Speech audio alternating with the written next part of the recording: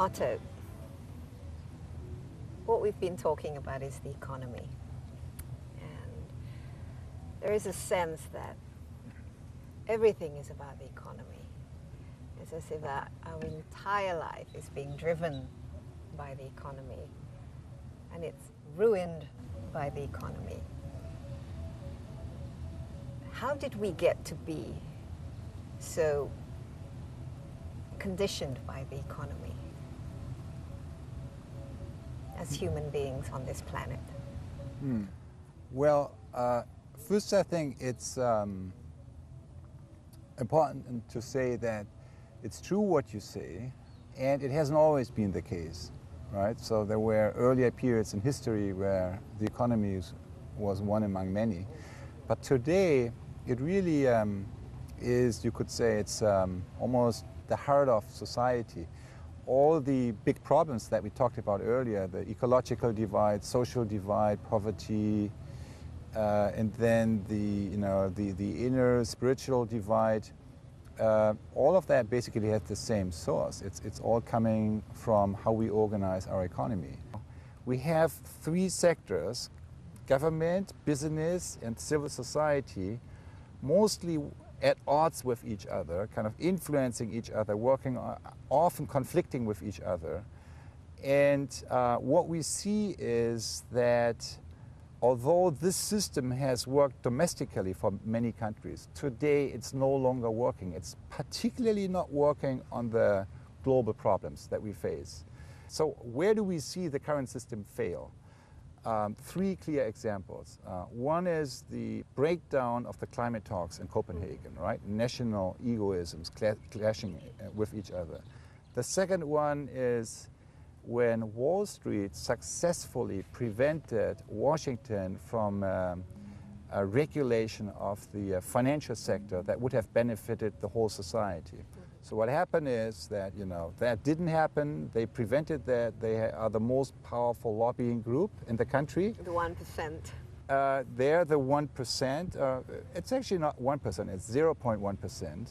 And they create a regulation that serves 0.1% and is in disservice of 90.9% of the society, and has led to a result where now the same banks that created the financial crisis 2008 are more powerful than before the crisis. But the third one is Europe, what we talked about. What is Europe? Europe is, the problem is that the national advantage, the national kind of interest is put higher than the shared interest as Europe. As long as the governments are doing that, no solution will be found. So what we see is, in these three examples, these are three examples of the same problem, which is as long as our behavior is driven by ecosystem awareness, I have to maximize my own special interests, we will not find a solution. What's necessary is that where the awareness is grounded in the well-being of the whole, not only my own advantage, but also those of the other key players in the system, and creating a shared or a greater common interest that everyone is benefiting from. In all of this, the economy is driven by the production and consumption and all the movements that go around globally to prop up this economic system. I don't hear the word nature except in that context that you mentioned, the ecological destruction, the failure of the climate change. How did nature get sort of sidelined when we talk about the economy being the heart of human activities? Because after all, we as humans, we live on the planet. We take things from the planet, and we're actually consuming more than what the planet can really provide for us. So how did that evolve until we get to the point when we start, and we're forced to start looking at nature and the impact of our activities on the planet? Well, if you take the word economy, it goes back to the Greek word oikos, and that means the house. It actually means the whole house. So the word economy is grounded in the word root of that goes back to the concept of the whole house.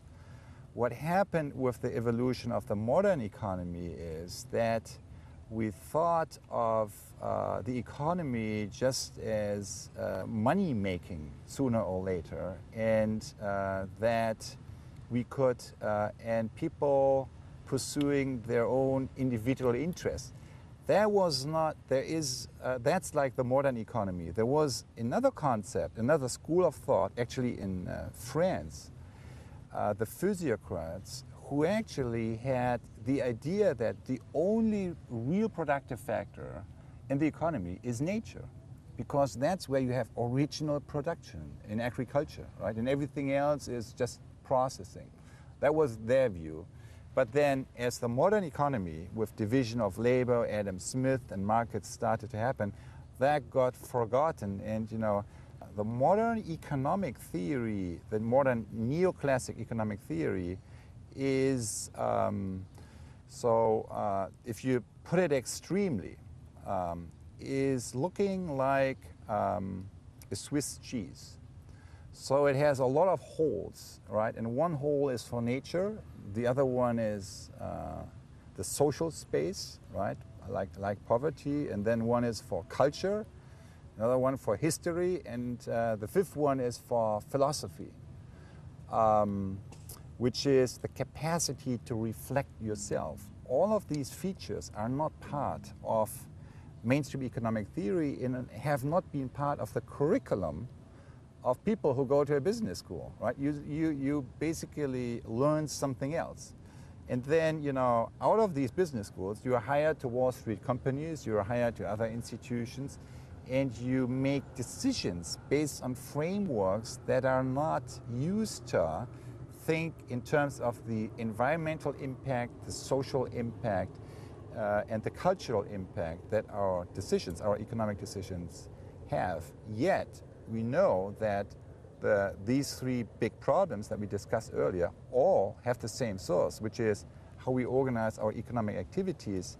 So what's necessary today is a new thinking, a new theory that includes our impact and kind of the ecosystem dimension of our economic action, the social dimension and the cultural dimension, and that basically educates decision makers who are literate in all these spheres and not only one of them, which is the financial one. The moment we are in has to do with a rethinking not only of economic institutions to bring these other dimensions in and economic development models, but also economic theory, because that's where the problem starts. And the way we teach economic theory and management at our schools today.